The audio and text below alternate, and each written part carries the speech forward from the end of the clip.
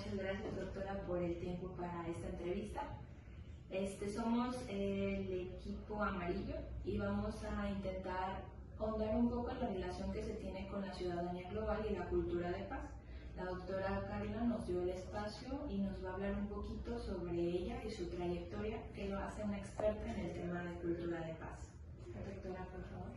Bueno, en primera instancia quisiera partir agradeciéndoles a ustedes por invitarnos a participar en esta entrevista y también a la maestra Ana Gaby Díaz por generar este tipo de espacios para que los estudiantes conozcan pues, el trabajo de algunos profesores y puedan ahondar en los temas, ¿no? Me parecen muy oportunos.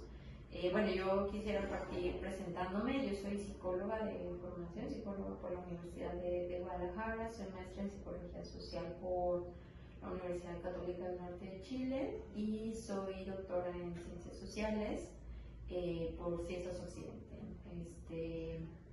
Actualmente soy miembro del Sistema Nacional de Investigadores, nivel 1, y mis líneas de investigación son género y subjetividades y bueno, recientemente he incursionado en el tema de cultura de paz. Esto porque desde que me incorporé al Centro Universitario de Tonalá se me invitó y encomendó la gran responsabilidad de coordinar un conjunto de estrategias, programas y actividades enmarcadas en la Cátedra Universitaria de Cultura de Paz.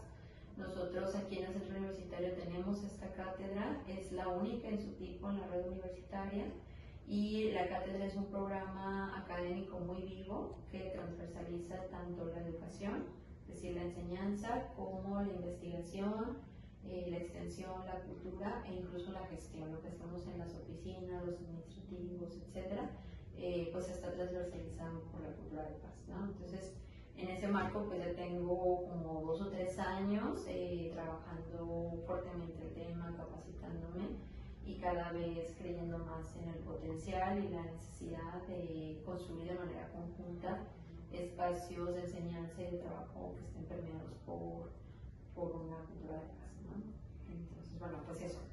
No, nada más eso. Bueno, hemos escuchado constantemente cultura de paz. Lo hemos escuchado en varios proyectos, en varios aspectos que la universidad trata de trabajar. Pero, ¿qué es la cultura de paz? Okay. Mira, es una excelente pregunta porque es cierto que en la agenda temática investigativa y pública se van colocando ciertos temas como vigentes y de pronto están como de moda y en distintos escenarios e instancias escuchamos que se habla de esto, ¿no? Eso pasa, por ejemplo, con el tema de género, pasa con el tema de cultura de paz, etc.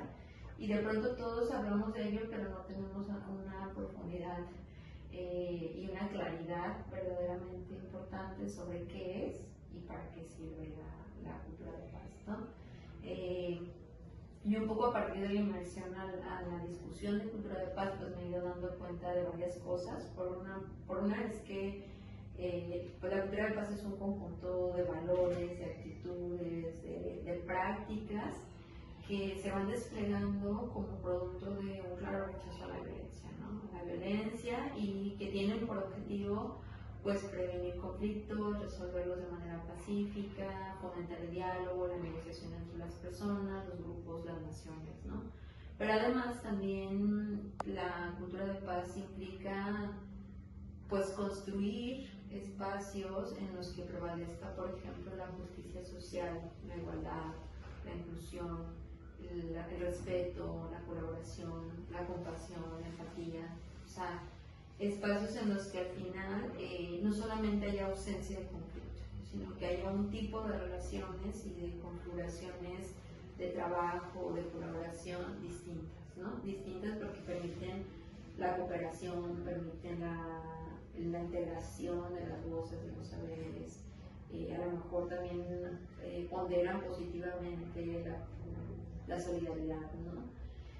¿Cuál es la relevancia de pensar en la cultura de paz en una época como la que vivimos, ¿no? O sea, vamos pensando que no solamente México, sino que el mundo en general, en el momento actual está permeado por una serie de violencias, ¿no? O sea, nosotros hablamos de que en 1974 se crea la Declaratoria de Derechos Humanos, ¿no? Y esa declaratoria se genera a partir de una serie de guerras, de dictaduras, de esclavitudes, de conflictos bélicos que estaban poniendo en riesgo la sostenibilidad a largo plazo del mundo y de las naciones, ¿no? Y la ONU decide hacer una asamblea general y decir, pues vamos poniendo un piso mínimo de los principios, de las condiciones que vamos a asegurar para que la dignidad humana prevalezca, ¿no? Para que nadie vea irresueltos sus necesidades más básicas para vivir como seres humanos, ¿no? Sin embargo, pues si ustedes lo piensan, estamos que como a unos 55 años de que se hace esta declaratoria y todavía vemos que seguimos con violencias que estaban hace sus 50, 60 años, ¿no? Seguimos viendo la guerra, por ejemplo, con Ucrania, vemos todo el tema de países que están viviendo procesos de dictadura en este momento, como la situación de Nicaragua, o vemos, por ejemplo, todo el tema que se ha acontecido con Venezuela y lo conflictivo que se ha vuelto el tema de hacer una transición presidencial, hablando de que pues ya están también casi en un proceso de dictadura porque no tienen libertad democrática. Eso en un escenario internacional, ¿no? Pero si nosotros pensamos en el escenario nacional, nosotros vemos múltiples violencias, ¿no? Violencias estatales, violencias incluso desde la falta de servicios de calidad, de salud, o sea, servicios de salud, educativos, de vivienda de calidad para las personas, ¿no? Gente que vive por debajo de la línea de la dignidad y que tiene altos niveles de pobreza. Pero bueno, a esas violencias que son como más estatales, más nacionales, se suman las violencias cotidianas, ¿no? O sea, ¿cómo reaccionamos, por ejemplo, ante cuestiones tan sencillas como ir manejando y que el otro está molesto porque tú no vas tan rápido, porque no te quitaste, porque a lo mejor es tu primer día de manejo y no lo haces tan bien, ¿no? Entonces, traigo a colación todos estos ejemplos porque son una evidencia de cómo vivimos en una cultura donde se han normalizado las violencias, ¿no? Las violencias hacia nosotros mismos, que expresamos nuestros cuerpos, nuestros saberes, nuestras identidades, las violencias hacia los otros, que pueden ser personas con las que interactúo, como en el tránsito, pero también en el aula, en distintos escenarios se va gestionando la relación entre las personas a partir del respeto, ¿no? Y justo en ese marco es que surge la necesidad de pensar en construir una cultura de paz, ¿no? O sea, una cultura de paz como una respuesta a esta violencia que no ha logrado en múltiples escalas ser resuelta, ¿no? Que sigue prevaleciendo y que hay que seguir todavía combatiendo, ¿no? Y bueno, pues eso es la cultura de paz y esa es la necesidad de hablar de cultura de paz todavía, ¿no? Sí, a veces suena hasta absurdo, ¿no? Que sea necesario tener que seguir teniendo que pensar en situaciones tan primitivas, pero que son muy vigentes y se siguen manteniendo con fuerza. Exacto. Entonces, ok. Bueno, eso desplaza nuestra primera pregunta. En base a la ciudadanía global, sabemos que la ciudadanía busca crear ciudadanos que sean sostenibles, ¿no? En varios ámbitos económicos, ecológicos y también pues socialmente. Entonces, a lo que comenta la cultura de paz, al final de cuentas también busca una formación.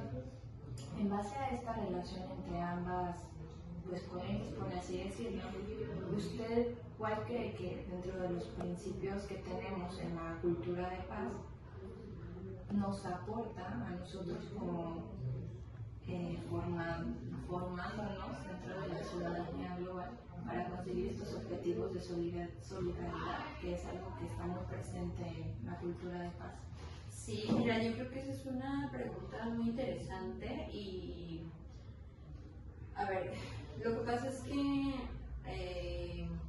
pues al final la ciudadanía global implica ejercer una ciudadanía que está conectada con el mundo, que tiene una participación activa, una participación crítica, propositiva, las problemáticas que embargan al mundo, ¿no? Entonces, nosotros no podemos ser indolentes y tener una ceguera ante las múltiples violencias que están embargando al mundo y a nuestro país y a nuestros contextos cercanos, ¿no?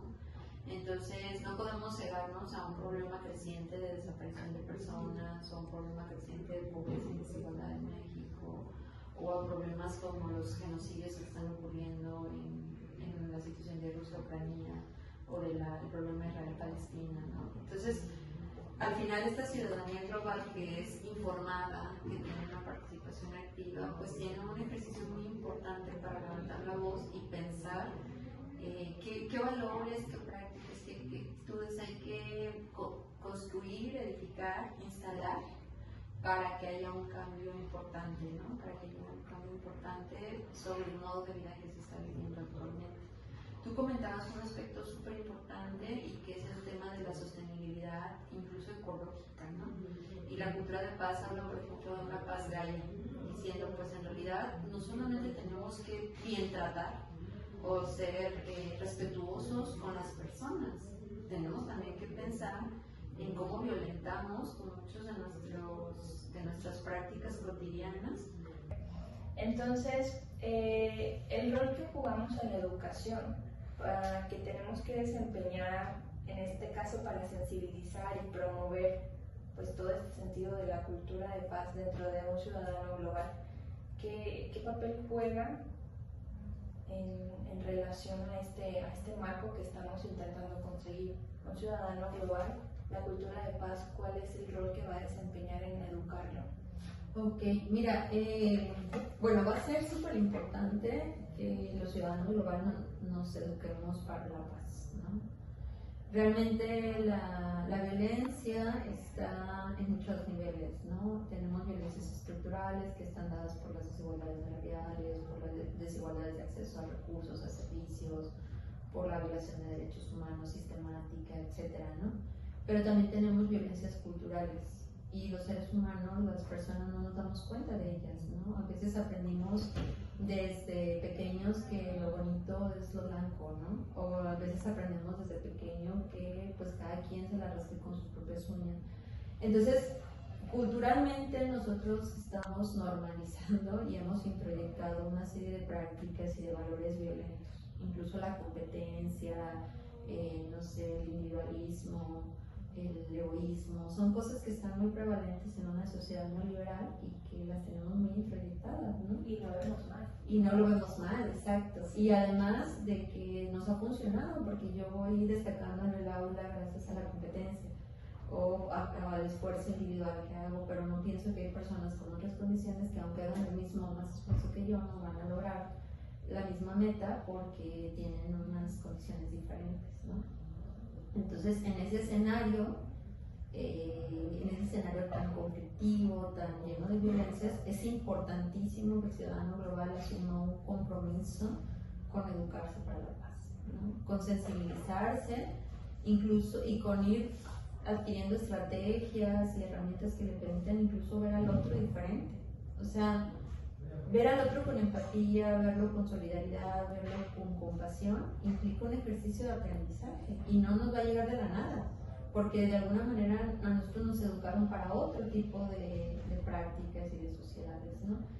Y al final esta educación para la paz nos va a permitir realmente estar implicados en las problemáticas globales. O sea, no podemos estar implicados si somos indolentes, si normalizamos nuestras violencias, ¿no? Porque al final, ¿cómo yo voy a demandar un cambio social o causar que no haya maltrato hacia el medio ambiente o hacia las personas, etcétera, si lo veo normal, ¿no? Muchas de las personas que ejercen violencia la ejercen sin darse cuenta. Digo, algunos psicópatas pues sí se dan cuenta, ¿no? O perversos, personalidades perversas.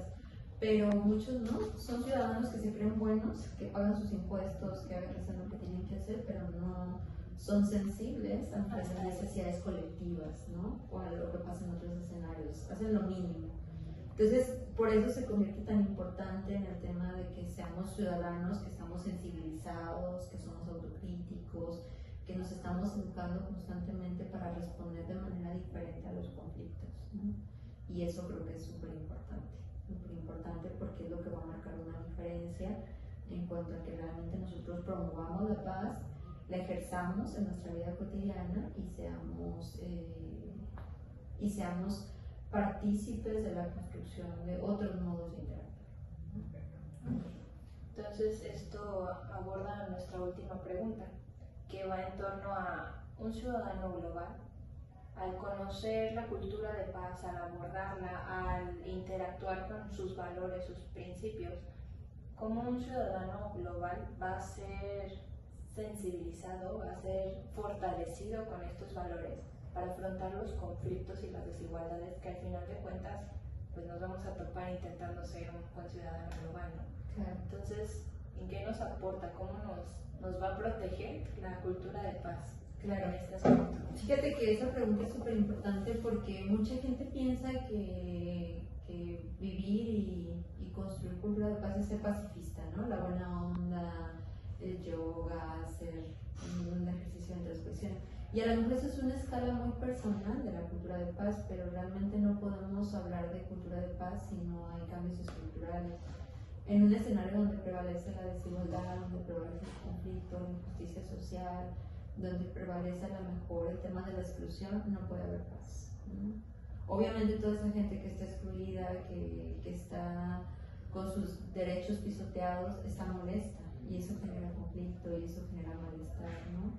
Entonces, al final nosotros no podríamos construir ni aportar responsablemente a la configuración de un mundo distinto como ciudadanos globales, sino pensamos pues en que es necesario también tener una lucha porque se aminore la desigualdad, porque los conflictos y las violencias vayan sanándose, vayan reconfigurándose, ¿no? O sea, no podemos ejercer nuestras responsabilidades sin ese ejercicio de decir, bueno, también quiero luchar porque hay un cambio que reestructure el poder, las relaciones y que pues otorgue más bienestar a todos, ¿no?